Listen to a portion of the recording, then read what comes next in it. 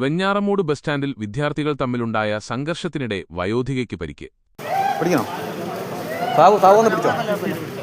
സാവു പിടിച്ചോ.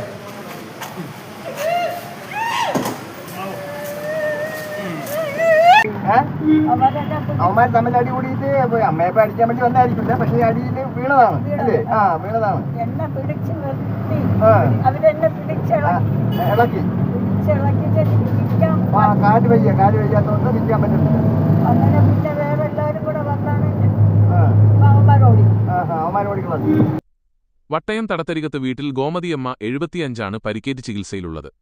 വെഞ്ഞാറമൂടിലെ ബന്ധുവീട്ടിൽ സന്ദർശനം നടത്തിയ ശേഷം വട്ടയത്തെ വീട്ടിലേക്ക് മടങ്ങാൻ ബസ് കാത്തുനിൽക്കുന്നതിനിടെയായിരുന്നു സംഭവം. സംഘം തിരിഞ്ഞ് ഏറ്റുമുട്ടിയ വിദ്യാർത്ഥികളിൽ ചിലർ ഇവരുടെ മേലേക്ക് വീഴുകയായിരുന്നു. നിലത്ത് വീണ ഗോമതിയമ്മയുടെ ശരീരത്തിന് ചതവും കാലിന് പരിക്കുമേറ്റിട്ടുണ്ട്. വിവരമറിഞ്ഞ് സ്ഥലത്തെത്തിയ പോലീസ് ഉടൻ തന്നെ ഇവരെ ആംബുലൻസിൽ വെഞ്ഞാറമൂട്ടിലെ സ്വകാര്യ മെഡിക്കൽ കോളേജ് ആശുപത്രിയിൽ പ്രവേശിപ്പിച്ചു. വെഞ്ഞാറമൂട് മേഖലയിലെ സ്കൂൾ വിദ്യാർത്ഥികൾ തമ്മിലുള്ള സംഘർഷങ്ങൾ പതിവാകുന്നത് നാട്ടുകാർക്കിടയിൽ ആശങ്ക ഉയർത്തുന്നു. കഴിഞ്ഞ അധ്യയന വർഷങ്ങളിലും വിദ്യാർത്ഥികൾ തമ്മിൽ ബസ് സ്റ്റാൻഡ് കേന്ദ്രീകരിച്ച് ഇത്തരത്തിൽ ഏറ്റുമുട്ടലുകളും പരിക്കുകളും പതിവായിരുന്നു.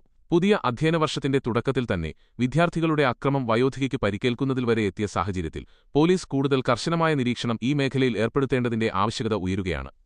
വിദ്യാർത്ഥികളുടെ ഇത്തരം പെരുമാറ്റം നിയന്ത്രിക്കുന്നതിനായി സ്കൂൾ അധികൃതർ കൗൺസിലിംഗ് ഉൾപ്പെടെയുള്ള നടപടികൾ സ്വീകരിക്കണമെന്നും ആവശ്യം ശക്തമാണ്.